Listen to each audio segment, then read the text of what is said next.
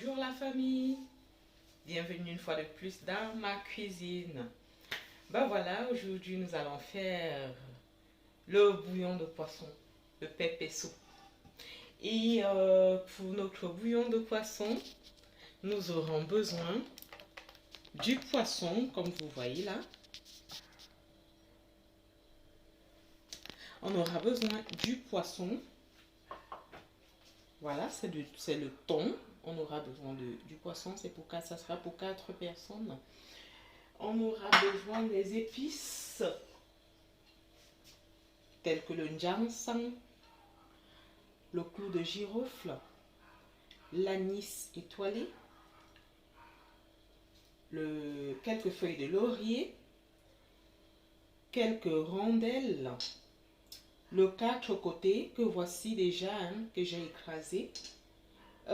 Cette épice, que je ne connais pas trop son nom en français, c'est d'ailleurs tous les Camerounais le reconnaîtront.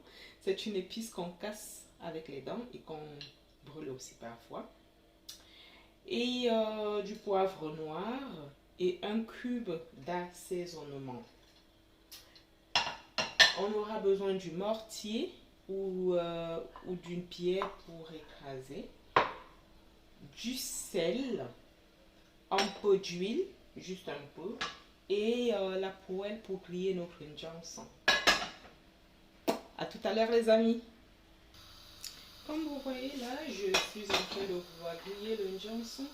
En fait, c'est pour que ce soit non seulement facile à écraser, mais c'est pour que son goût, pour que le goût du ginseng pour que ça dégage en fait.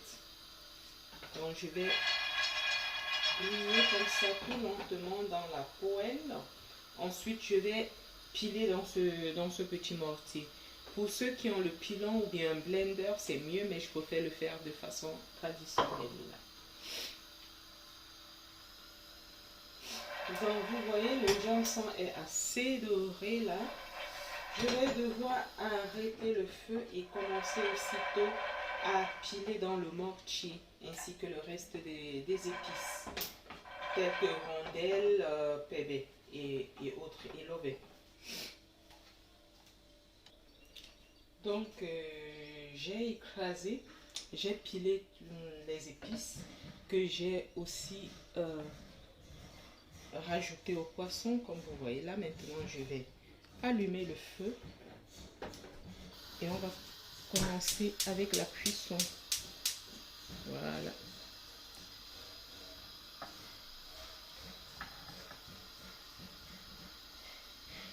Donc, je vais mettre l'eau dans la marmite. Voilà. Aussitôt, je peux rajouter les autres épices. L'anis étoilé, le clou de girofle, les feuilles de laurier et cette épice en poudre qui était déjà écrasée. Je vais mettre du sel.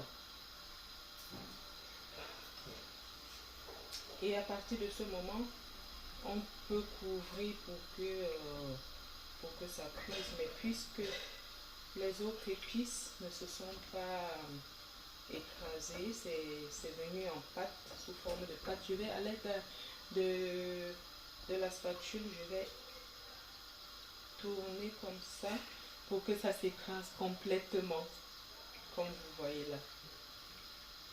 Voilà.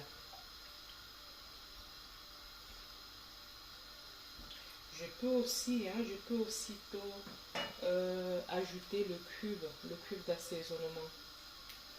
Et l'huile, je vais mettre l'huile à la fin de la cuisson.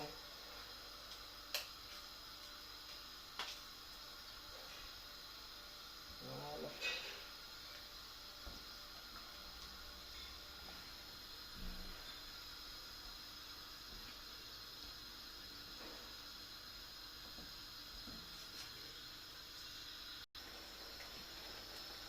Voilà un peu,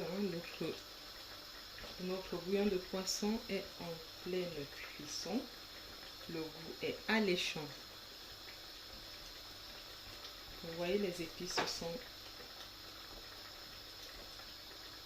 ramolli complètement.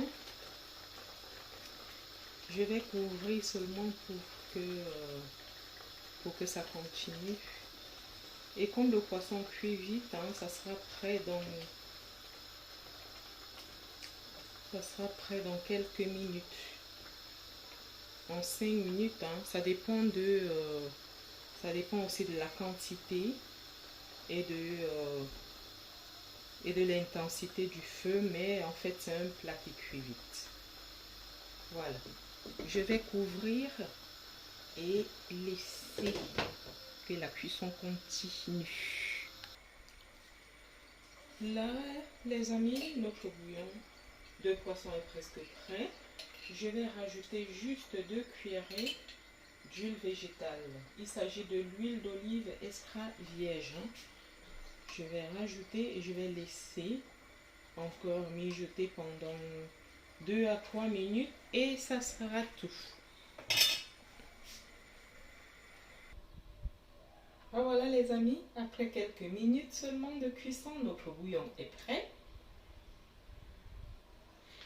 Et puis vous pouvez l'accompagner avec soit du riz, du plantain vapeur, du manioc, macabo, le pain, pourquoi pas.